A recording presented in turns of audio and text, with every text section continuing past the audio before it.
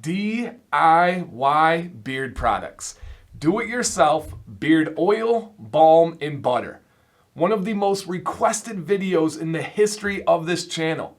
I could make the most scientific and precise video breaking down the recipes, the routines, the methods, everything you need to know.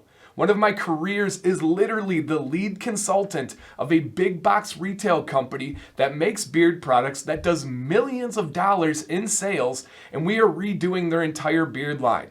Oil, balm, butter. And my job is to come up with the ingredient list, the ratios, to work on the fragrances, everything. That is what I do. And trust me, that video would be a banger. It would bring hundreds of thousands of views, if not millions. But I'm not going to make that video because I don't need that cheap view. I don't need those tractions. I know the dangers of DIY beard products and making them at home. Now, you may say, hey, Dan, that's a little bit serious. Calm down. All I'm asking you is save any judgment, watch the video, hear the information, and then form your thoughts afterwards. I know it's not that serious, but you do need to listen to what I have to say in here if you're considering making your own products at home.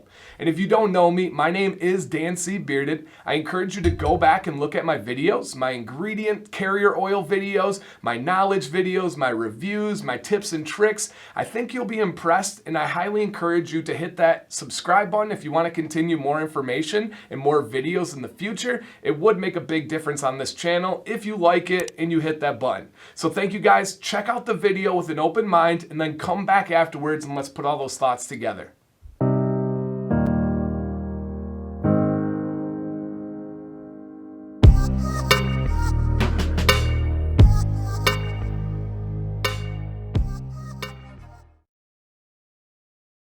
The first danger and most dangerous aspect of DIY beard products would be getting the essential oils and fragrance oils right in your product.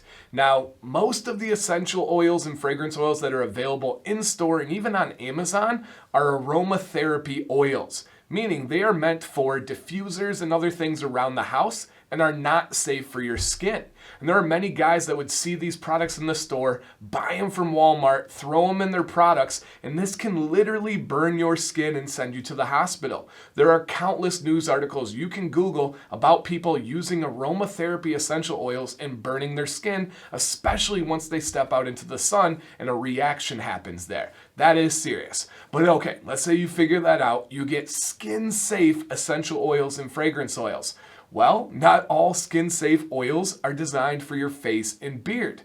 That can be a danger. Okay, all right, we figure that out. You get skin-safe for your face, for your beard, essential oil and fragrance oils. Well, now the really difficult part is understanding how much to use in your products where it is safe. It is not as simple as counting a set number of drops. It comes down to the weight, and each individual oil has a different ratio that you are allowed to use. It becomes very difficult. But let's say you get that down, you're not super worried about it, you're only gonna use a couple drops and you know it's gonna be safe for your skin. It's not even that simple. Let me give you an example. Citrus essential oils, one of my favorites, bergamot, commonly can really hurt people's skin. If you do not get rectified oils, which means they are not removing the phototoxins, when you step outside and that bergamot oil that is not rectified hits the sun, it will react and burn your skin. So you have to not only look for the skin safe grade, but you also have to look for the specific kind of citrus that is going to be rectified, removing those phototoxins.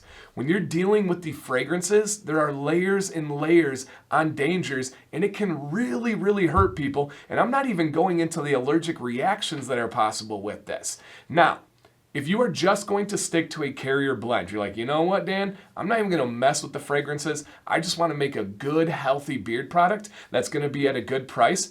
You really cannot mess up a good carrier blend. Outside of you having an allergic reaction like a nut allergy or something like that, you can really get any of them that I've covered on this channel, put them in any ratio you want, and you're probably going to be fine there. But the number one danger is when you add in those essential and fragrance oils. Danger number 2 of DIY beard products is having sterile equipment. The right bowls, the right spatulas, the right spoons that are solely dedicated to your beard products and are washed properly. You cannot use the same bowls and tools that you use for your food. That can become very dangerous when you are getting bacteria and other problems into your beard products. They're going to sit in your bathroom for weeks or months at a time. That becomes an issue because that bacteria grows, that mold builds, and you can really hurt someone, especially if they have things like asthma. Now, I have never made beard products at my personal home. Why? Because I have a 2-year-old, I have a 4-year-old who are very messy and crazy in the kitchen. I have a pregnant wife. We try to clean as good as we can, but you never know how clean something is. If you're using bowls that you have food in, you absolutely cannot get that clean enough in your house, or at least I cannot, to a point that it is safe to be able to make beard products out of. So keeping everything sanitary and sterile is really important if you're going to consider DIY beard products. The third danger of DIY beard products is the danger of losing money.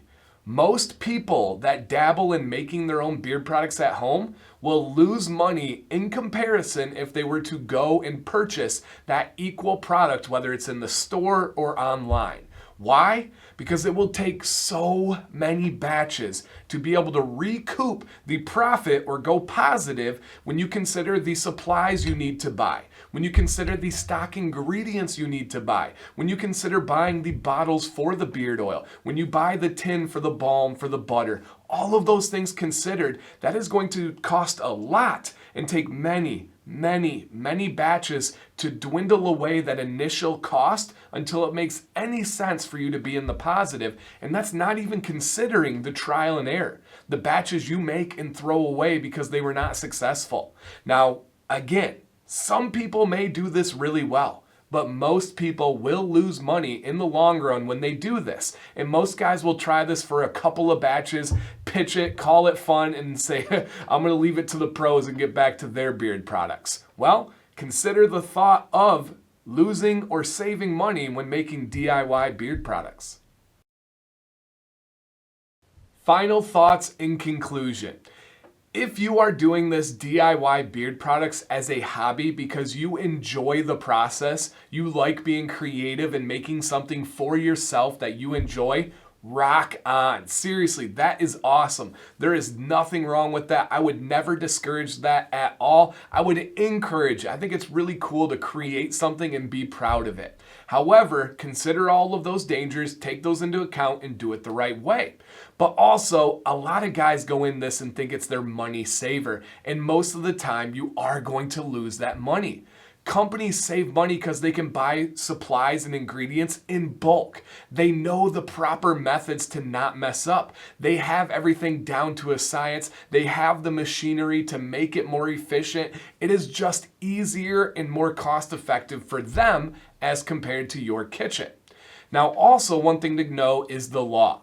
If you are doing a DIY beard product, it is the same law if you sell that or gift that product to a friend. Meaning, if someone gets that product that you've given to them, you trust them, you love them, you know nothing will happen, let's say they have a bad reaction, they can sue you by law in the same way that a company can.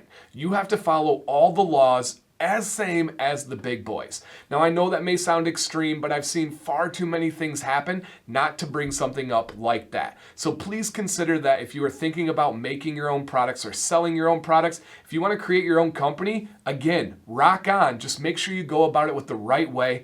Get insurance, get an LLC, do everything up to code, and make sure you are covered, okay? Whew. I hope this video was all right. I'm not slamming anybody. I just wanted to make sure people were knowing the facts about things maybe they did not consider with something that I have a lot of experience with. So please, for the comment down below, leave me any questions you have. I want to know what you are wondering from any angle with this discussion and this topic right here.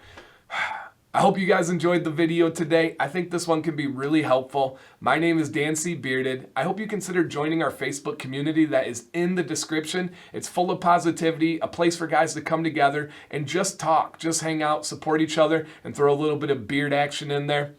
You guys, stay bearded and stay positive.